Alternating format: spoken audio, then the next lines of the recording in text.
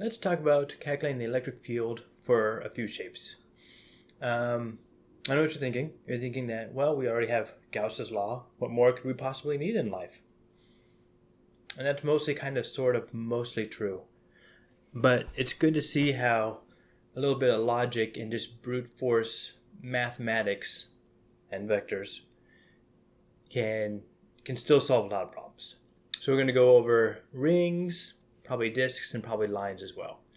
And so we're just going to take a few examples and see where it goes. So the first example I would like to throw out there for your consideration would be a ring of charge. Now this is actually a circle, but I'm going to say, maybe because of the perspective you're looking at it, it's a ring.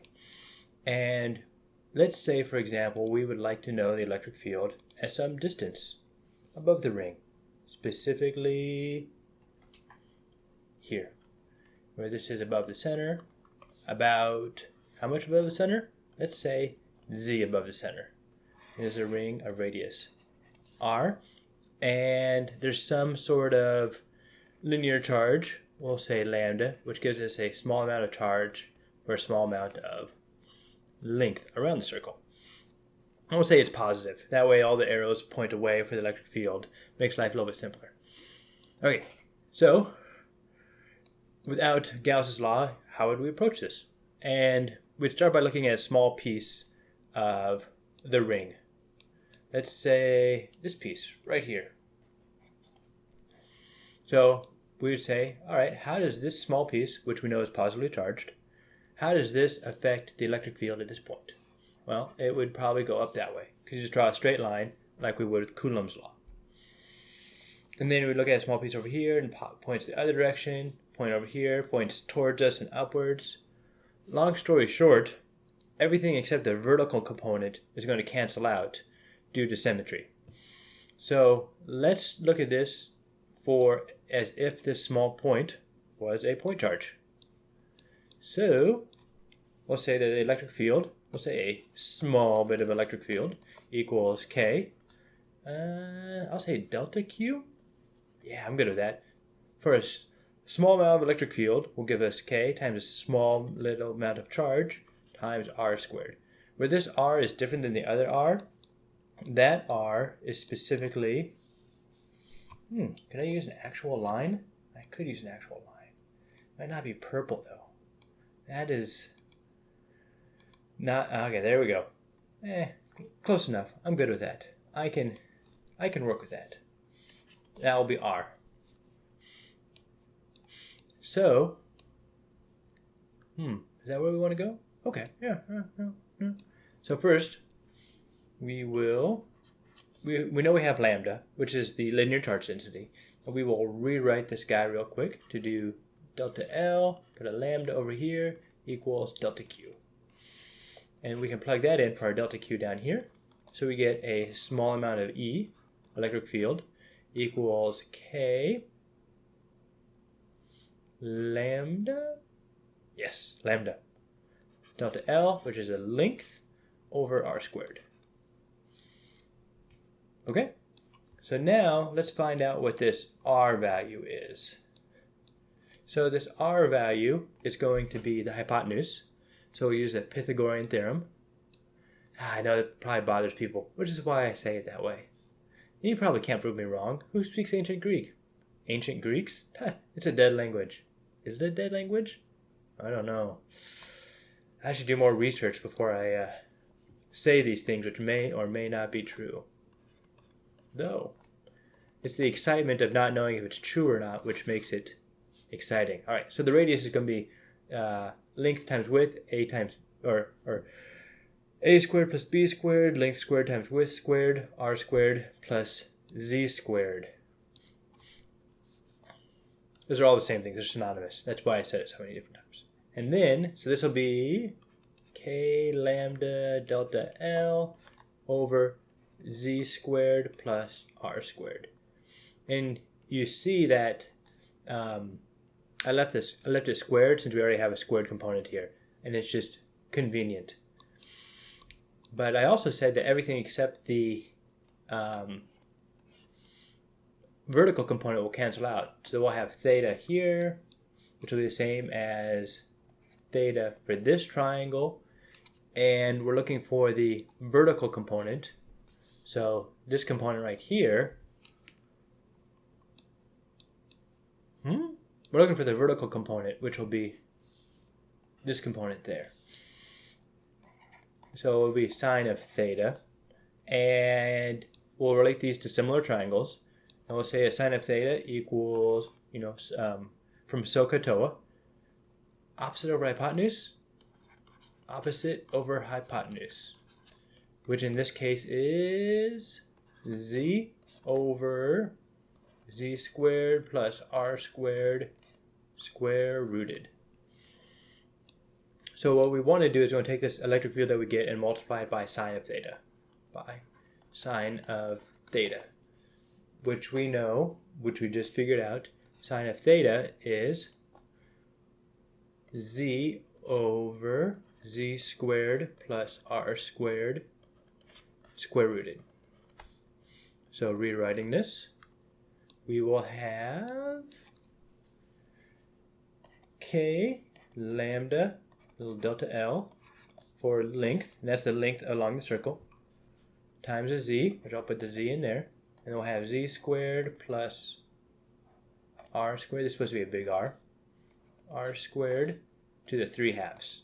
And the 3 halves comes from, this is 2 over 2, since it's just 1. And then we multiply it by z squared plus r squared square rooted, and we get a total of 3 halves. And so we want to find the total electric field. We'll just integrate around the circle. Now, if you look around the circle, specifically since we're looking at the vertical components, they're all going to be the same. Because it is radially symmetrical? It is symmetrical. So what we can do then is we'll integrate from, 0 to 2 pi. 0 to 2 pi.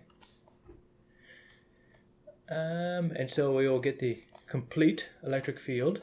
And this will only be in the vertical component because there is only the vertical component here. And we know that k is constant because it is a constant. Lambda is the linear charge density, which is assumed to be constant. Z, we're assuming that it's a constant height. Delta L, that's kind of like the dl, so we're going to leave that. R squared, constant radius of the ring, and a constant height. So these can both be pulled out. Z squared plus r squared to the 3 halves. And we're left with 0 to 2 pi of delta L. And this is just the circumference of the circle, which would be 2 pi r. And I know it kind of felt like we went through that quick. And we kind of got some sort of magical result. So the key points here was we start with an assumption of linear charge density. Lambda equals a small amount of charge for a small amount of length. And then we use our equation that we've pretty much used every time for electric field, which is similar to Coulomb's law, except we take 1 q out because we're not talking about a force. We're talking about an electric field where force equals EQ plus QV cross B. But we're ignoring magnetic field at this point. And there should be there we go, a couple vectors. And then we just work our way down through. We made an integral, and then we pulled out all the constant. Turns out we pulled out pretty much everything, and we're left with the electric field for a ring. So let's see, write this up one more time to get the full. So probably should change colors for emphasis. Ooh, dark blue. Electric field. Yeah, I'll leave the vector off.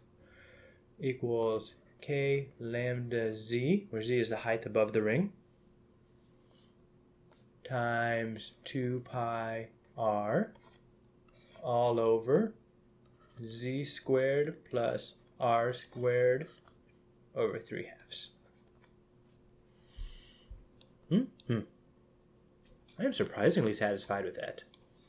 Okay, and I should probably say that this is a ring, so I will write ring down here. Okay, now that we have that, get rid of all this. Get rid of some of that, some of that, some of that. Kapow! Well, yep, we'll get rid of that too. And that little, is that a 2? That might actually be a 2. Delete. Okay. But I'm going to save this, move it up over here. That's what happens when you change the thickness. Okay. So now that we have our an electric field due to a ring, let's try a disk. And your thought process might be, well, how are we going to do a disk? Most of you can see where I'm going with this. So instead of having a infinitely thin ring, let's have a slightly thicker ring with a thickness of delta R. And so the idea is we'll have a thickness of delta R. And the one of the assumptions we're going to make is that we can then take this section of inner ring and outer ring, looks like this, and we're like, well, it's a square. It looks basically like this. And it sort of does, where this is delta R and no, I'm going to rephrase that briefly. So we're going to have a ring. When we look at it from the top view, it'll look like this.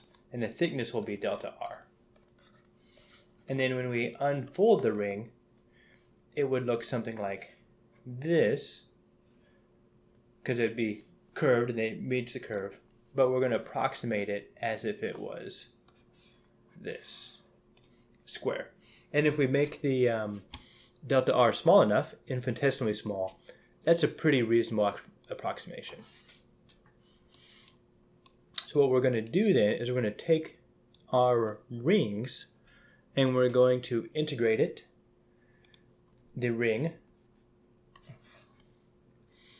E ring, delta R from 0 to big R. And so we're going to basically fill up this disk with a whole bunch of small rings. Concentric circles, if you will. Those little hidden Russian dolls that kind of all go inside of each other. But just one thickness. You get you know what a disk is. You don't. Okay. So one issue we're going to come across is we really don't have a lambda per se, because lambda is linear and you can take a whole bunch of infinitely thin pieces of paper, put them together, and still be infinitely thin. So we're going to change that to sigma, which would be a small amount of charge for a small amount of area. So that just gives a thickness to the ring. Since we're assuming with the delta R we have, that has a thickness. So let's do k lambda z times 2 pi r, and then we'll multiply by delta R, which is the thickness of the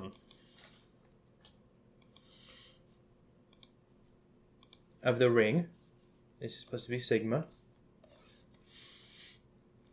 Z squared plus R squared to the 3 halves. And then we'll integrate this side as well from 0 to R.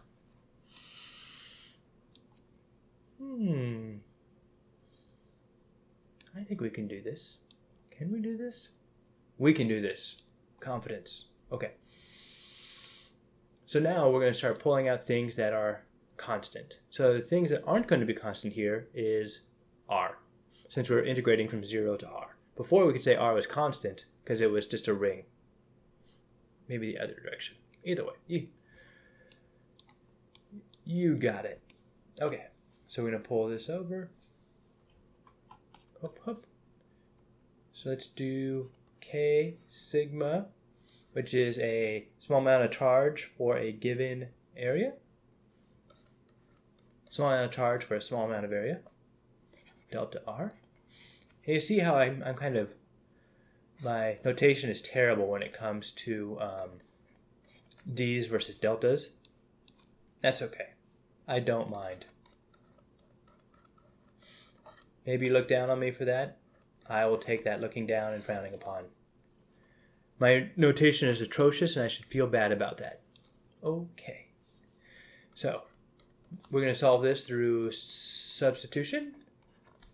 So we'll have a du will be 2z plus 2r dr. No. These are canceled. They go away. They're a constant. Why would you even think that? I totally thought that.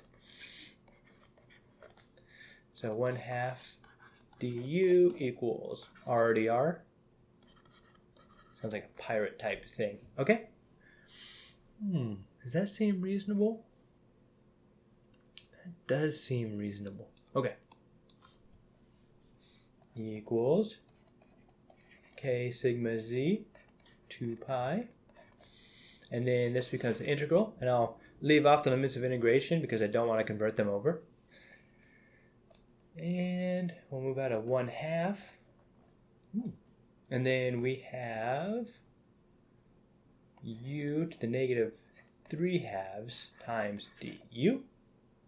Okay, we can integrate that. We can definitely integrate that.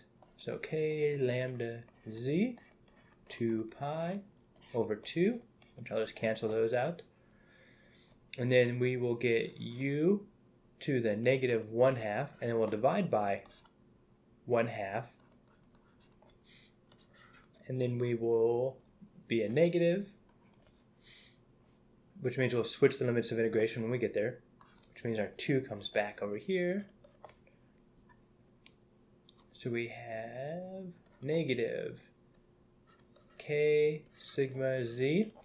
I know I was too quick getting rid of that 2 pi. Divided by z squared plus r squared? Z squared plus r squared. Square rooted.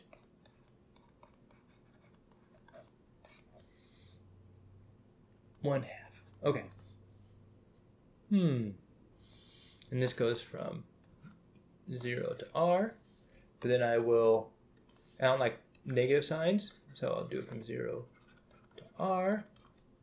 And we can probably solve this a little bit more. So when we put in 0 for r, we get k sigma 2 pi, which is going to be the same on both of them. So k sigma 2 pi. And then when we plug in 0 for r, we'll get just z squared square root in the bottom. That'll cancel with a z on top, and that'll give us 1. And then we'll subtract off for when it's r squared is r. Those are, you probably shouldn't use variables that way. It's an abuse of notation, but I don't know. I'm a terrible person. I don't really care that much. I abuse variables, or I abuse constants, and I abuse notation. All right, so there we go. So this is the electric field for a disk. Now let's look at this for a quick, just to kind of see if this is reasonable. So I don't expect you to memorize this. Seeing it once and being kind of sort of familiar, but like, okay, is probably all you need. So, should you know electric field for a disk? I'm not entirely sure. Okay. Wouldn't memorize it, but if you saw it, you should kind of have the feeling that, okay, this is probably of a disk. Probably not worth memorizing. All right, so some things to think about. So if you have your disk here, and let's say you're really close to the disk, to the point where, let's say, R is way bigger than Z. So you look at this equation, and that's basically going to be that Z goes, does it go to 0? Maybe it goes to 0. Or R goes to infinity?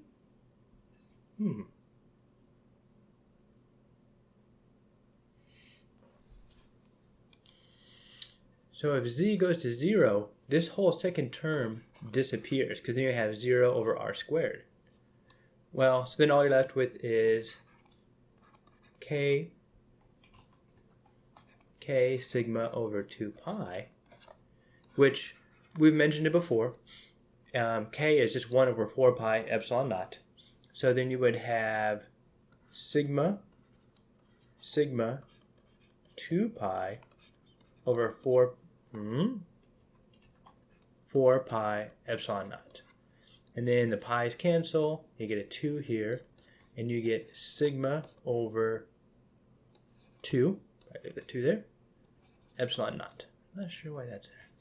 Okay, and that should look familiar. That's something you should have memorized, which is the equation we got for the electric field due to an infinite plane. So if you're on this disk, like really close to it, as far as you're concerned, it's an infinite plane. And we found that using Gauss's law. Yep, seems reasonable. And then your next thought might be, well, could we do the same thing with z much greater than r? When we go really far away, do we get kind of a point charge sort of thing? And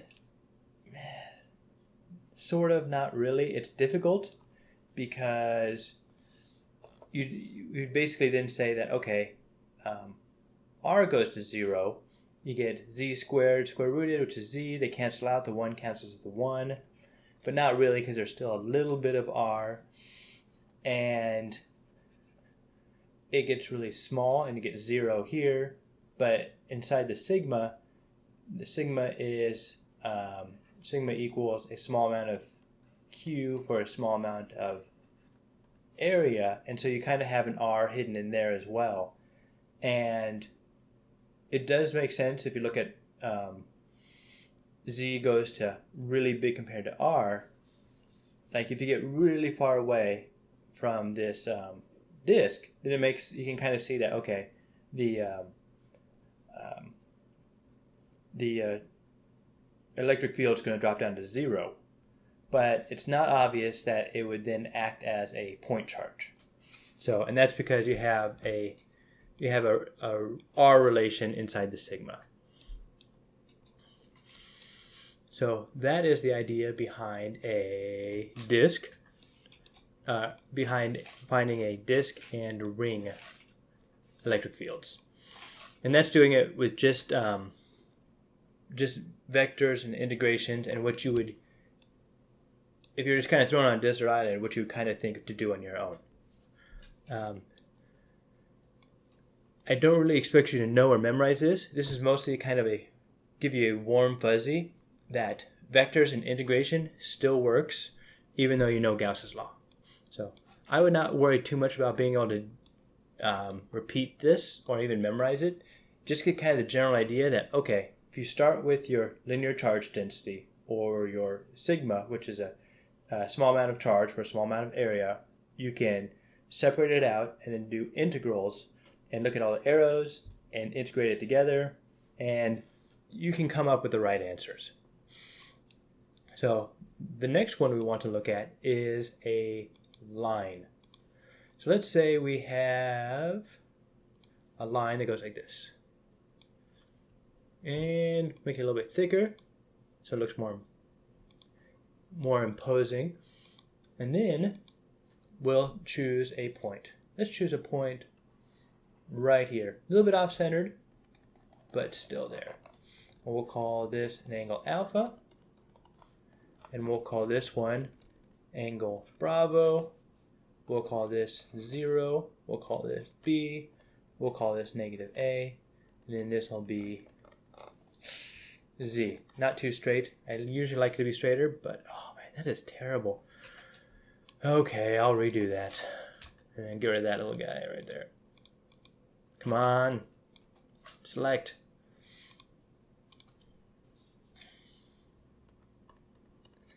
So we're going to start this one the same way. Let's say we have a linear charge density lambda. Lambda will be a small amount of charge for a small amount of length. You would think that I was trying to pause there to give you a chance to answer. Nope, I was just thinking. Sometimes the clickety-clacks don't click quite as well as I would enjoy. All right, so we're going to look at a small random piece of length right here, Q. We'll call this a little delta L, a little delta length.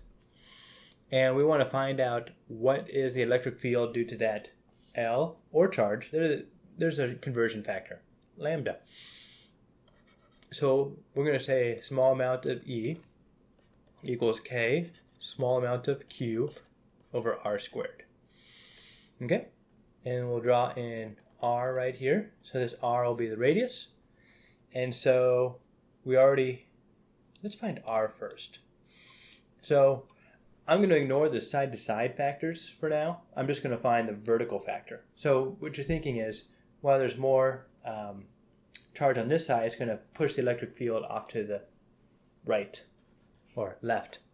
Push it off to the left, off to this direction, because we're assuming a positive charge density. So the arrows come out like a source. It looked, yes, half of those hand movements were off camera, so they didn't translate well. That's okay. So let's find R. So R then will be, let's see here, will be A? Or we could just call it X. We're going to call it X. So this will be the X-axis. And we'll just assume that X goes from 0, negative A, or negative A to positive B. So R squared equals X squared plus Z squared. And it's okay to have a negative X because once we square it, it then becomes positive. And then delta Q is going to be, let's see, delta L, which I'm basically going to rewrite as X equals delta Q. Well, at least I'll never be accused of having formal notation.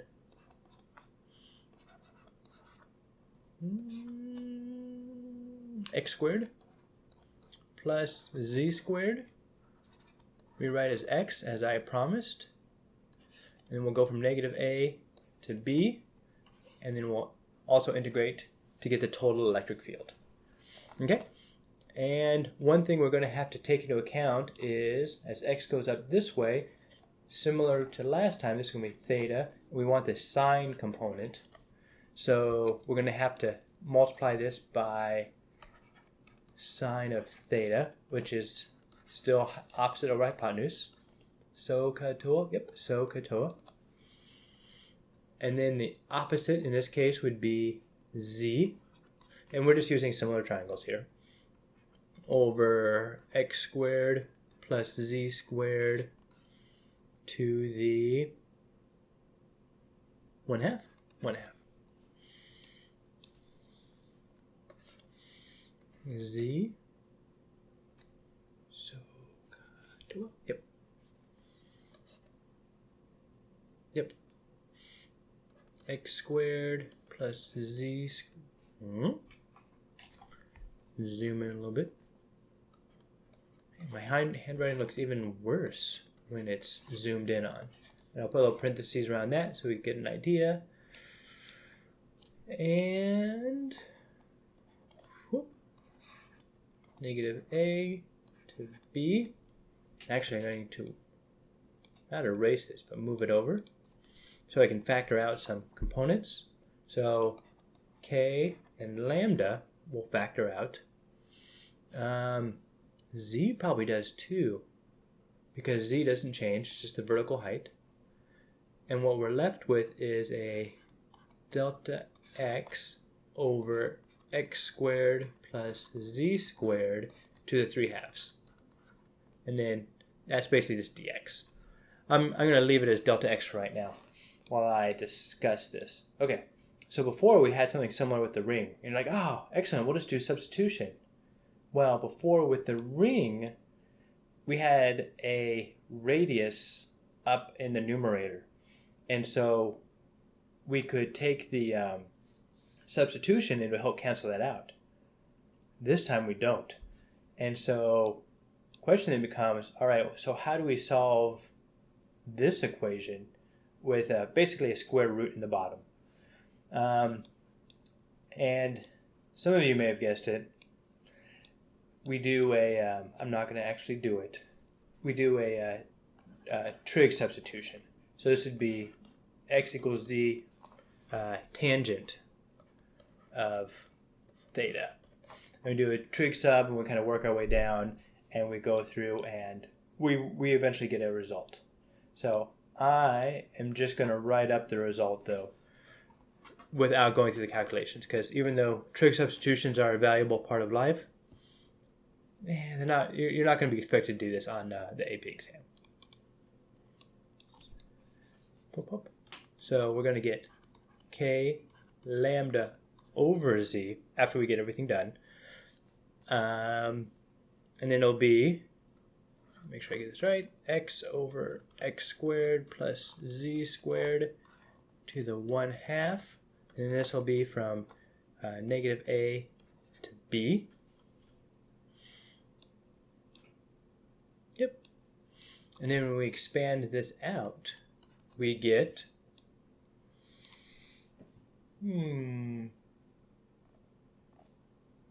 k lambda over z times b over b squared plus z squared to the 1/2 minus negative a, which then turns this into positive a squared plus z squared also to the 1/2. And going back over here, so we have b over b squared plus z squared. Actually, I'm going to just look at the a side because this is easier. So if we look at the a side here, so if we have a and, let's see here, z squared, az, and then up here would be a squared plus z squared to the 1/2, we can look at this in terms of a triangle. And remembering from math, trigonometry, so Katoa, the cosine of theta equals, what is it, adjacent over hypotenuse? Adjacent a over a squared plus z squared to the 1/2. And so what we can actually do here is we can then use cosines of theta, which is why I put in alpha and bravo up there. Is what we're going to do is we're going to substitute in the angles. You won't always, you don't know what you'll be given in the problem statement. So it's not really fair to say that this is a more useful formula with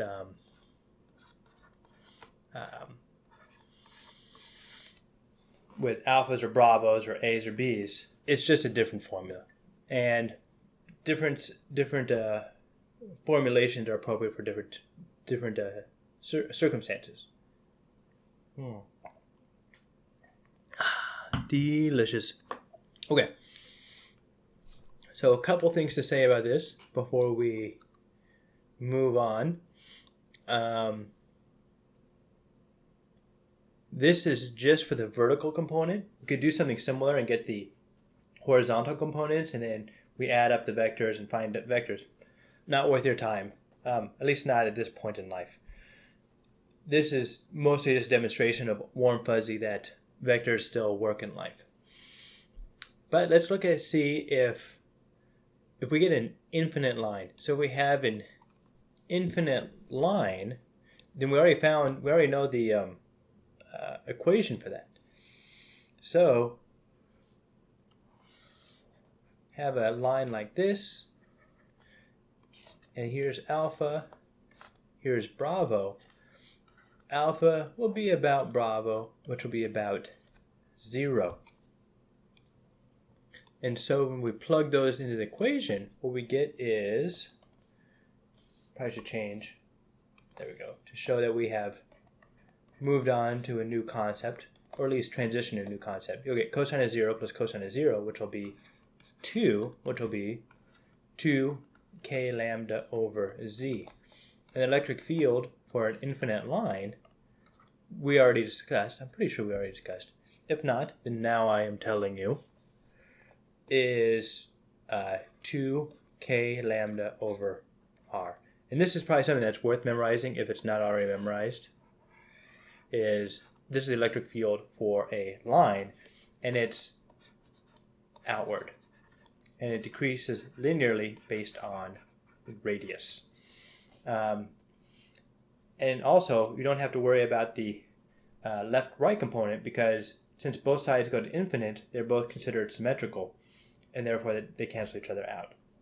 Also, if you have a finite line and you're looking at the middle, then you can use this formula and ignore the left-right horizontal component, because they will still cancel each other out as well.